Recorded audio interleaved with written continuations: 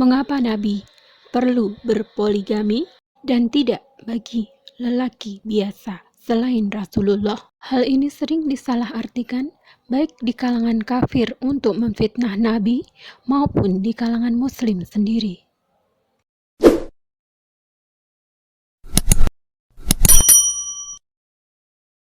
Nabi melakukan poligami karena memerlukan perawi atau saksi, yakni para istri beliau yang tinggal satu rumah, dan juga jumlahnya lebih dari satu karena diperlukan untuk cross-check sebagaimana syarat validasi hadis sahih, yakni dinyatakan oleh lebih dari satu jumlah perawi atau saksi agar bisa kredibel. Proses validasi hadis sahih tidak main-main, bahkan sangat ketat melebihi kitab suci agama lain. Ini beberapa jumlah hadis yang diriwayatkan oleh istri-istri beliau. Hadis tersebut antara lain berisi tentang masalah cara sholat, cara berwudu, dan keseharian Nabi yang lainnya, yang hanya bisa diketahui oleh istri yang tinggal serumah dengan beliau. Selain kebutuhan untuk mendapatkan perawi atau saksi hadis sahih, maka juga ada hikmah tertentu di balik setiap pernikahan Nabi dengan masing-masing istri tersebut. Suatu hal yang tidak diketahui oleh kafir sehingga menjadi bahan fitnah terhadap Nabi mulia. Ikuti channel ini guna mendapatkan pembahasannya secara satu persatu lebih rinci kemudian. Bisa terlihat di daftar bahwa Bunda Aisyah berhasil meriwayatkan jumlah hadis yang lebih banyak daripada jumlah hadis yang diriwayatkan oleh istri-istri yang lain.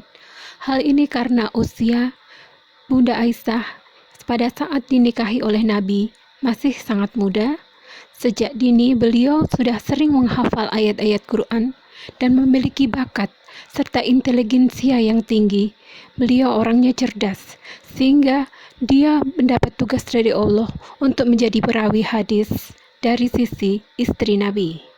Dan setelah Nabi wafat, beliau masih memiliki usia yang panjang sehingga cukup untuk mengajarkan beberapa hadis-hadis tersebut kepada para sahabat dan muslim yang lainnya. Itulah rencana Allah bagi Bunda Aisyah, sehingga sangat keji sekali fitnahan dari kafir yang menyatakan bahwa Nabi melakukan pedofilia dan lain sebagainya. Bunda Aisyah sama sekali tidak menunjukkan bukti-bukti sebagai korban pedofilia. Berbeda dengan korban sodomi pastor pendeta di gereja, bahkan di altar di depan patung Yesus. Anak-anak itu menjadi trauma dan jijik serta takut melihat patung Yesus dan gereja, bahkan saat bertemu dengan pastor dan pendetanya. Bunda Aisyah sebaliknya, beliau bahkan sangat cemburu kepada Nabi. Beliau sangat mencintai Nabi, sama sekali bukan tanda korban pedofilia. Nabi menikah bukan karena hawa nafsu atau keinginan beliau sendiri, tapi Nabi melakukan itu karena perintah dari Allah. Selalu ada hikmah di balik pernikahan Nabi. Hanya Rasulullah yang boleh menikah dini, melakukan akad nikah, bahkan dengan seorang bayi sekalipun. Karena Nabi itu memiliki kekuatan yang lebih untuk bisa menahan diri dan menahan hawa nafsunya, berbeda dengan lelaki biasa lainnya. Seperti pada akad nikah dengan Bunda Aisyah, Nabi melakukannya sejak Bunda Aisyah berusia sangat dini.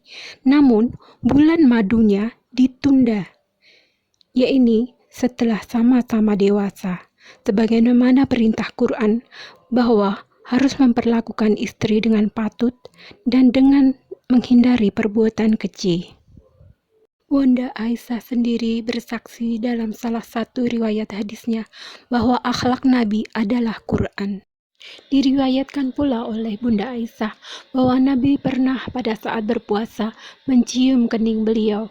Ini tanda Nabi mampu menahan diri sehingga tidak melakukan hal lebih lanjut setelah berdekatan dengan istri pada saat berpuasa. Suatu hal yang mustahil bisa dilakukan oleh lelaki biasa selain Rasulullah. Tak ada ciri pedofilia pada Nabi.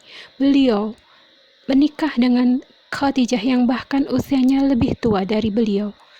dan melakukan monogami selama beberapa tahun, baru kemudian menikah dengan Bunda Aisyah. Dan meski tinggal serumah, hal itu tidak akan membuat beliau melakukan bulan madu pada usia dini, tapi sesuai perintah Quran akan beliau lakukan pada saat sesudah sama-sama dewasanya. Namun dengan bodohnya, kafir seperti Christian Prince dan juga tanpa ragi melakukan fitnah secara keji kepada Nabi karena otak mesum mereka sendiri. Kafir selalu bersumber pada sampah dan asal bicara, seolah-olah merasa hidup sejaman dengan Nabi dan melihat segalanya dengan mata kepala sendiri. Sungguh bodoh sekali.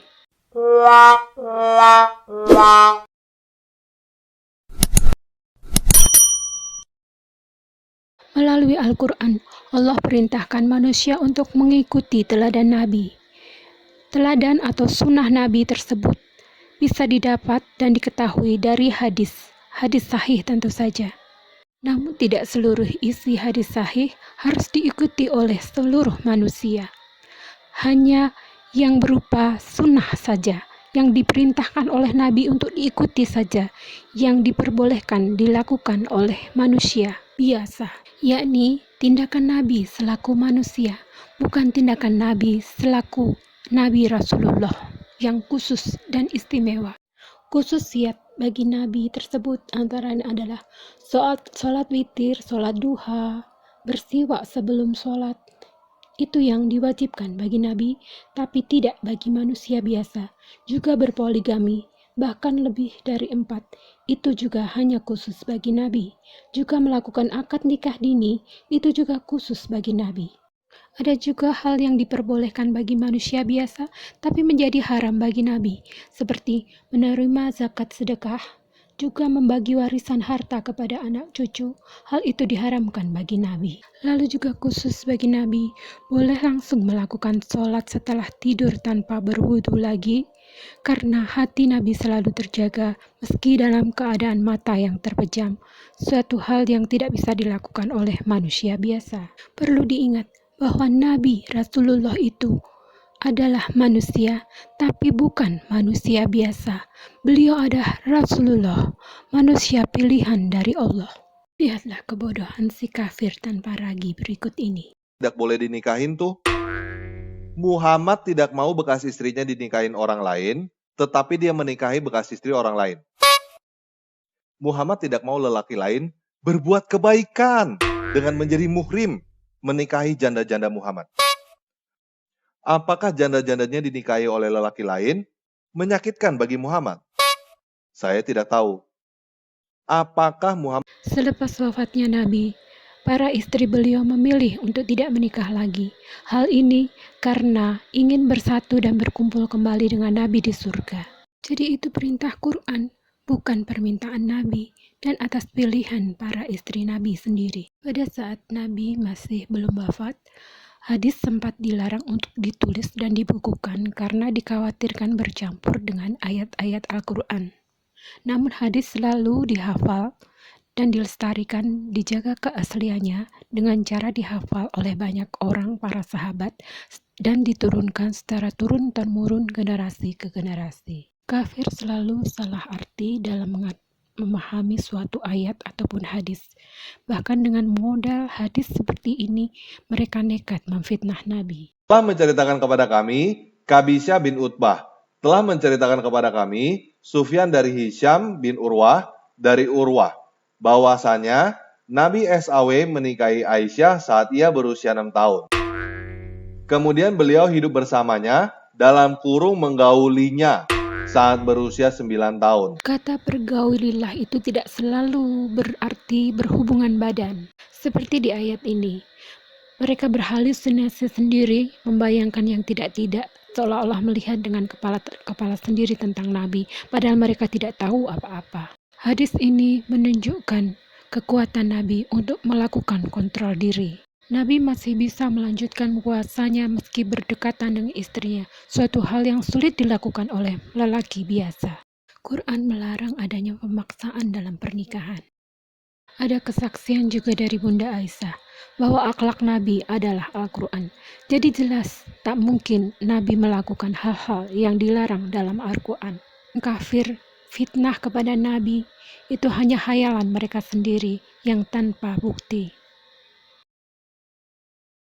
Berkuar-kuar seolah-olah menyaksikan dengan mata kepala sendiri. Sungguh memalukan.